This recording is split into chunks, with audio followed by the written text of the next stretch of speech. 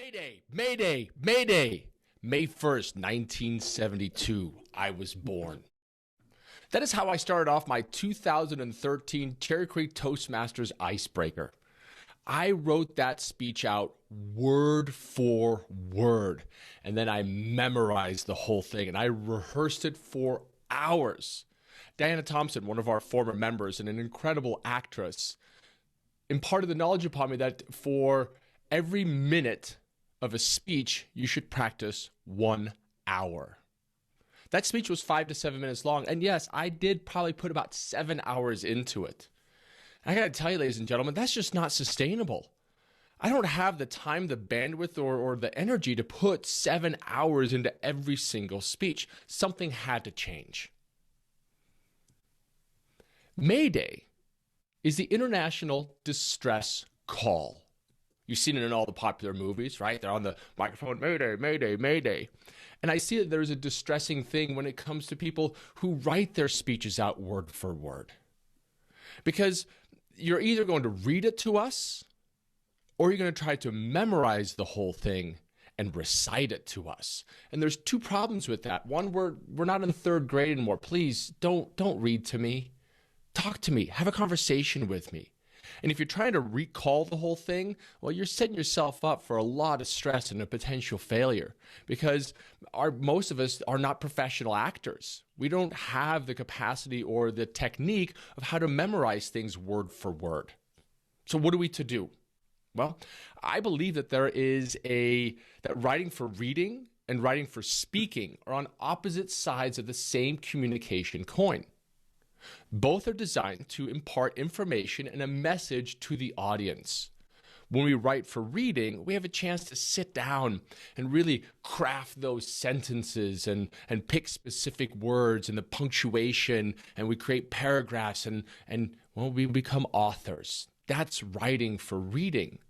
Writing for speaking is a bit different. And over my time as a speaker, I have created a methodology that allows me to really make this more succinct and a lot easier to find those stories. And what I do is I take the time. Once I have my topic, I search for a story. I shape it in my mind's eye, and here comes the very important part, is I share it out loud. Rarely will I sit down first and actually write out a speech. I think about it. I say it out loud. I have a chance to hear it, because when we say it out loud, we have a chance to hear those words anew.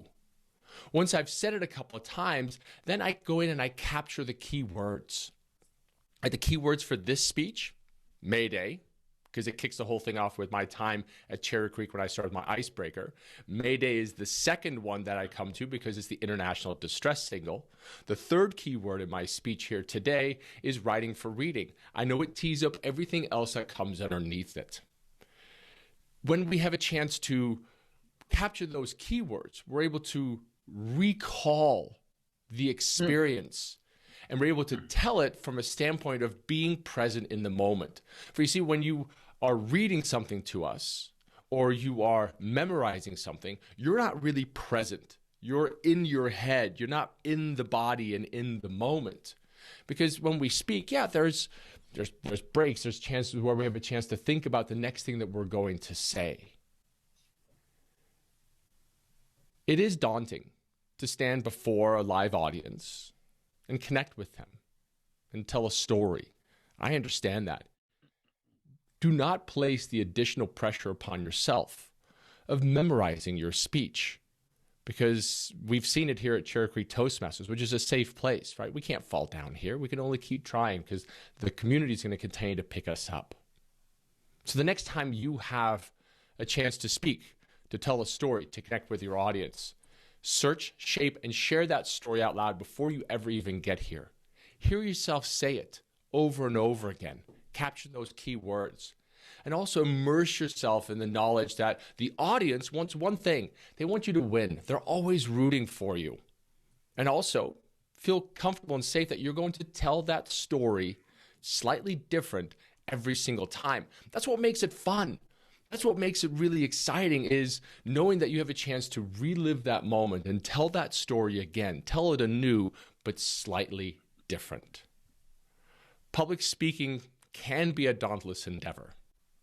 Don't get that distress signal of Mayday, Mayday in the back of your head the next time you give a speech.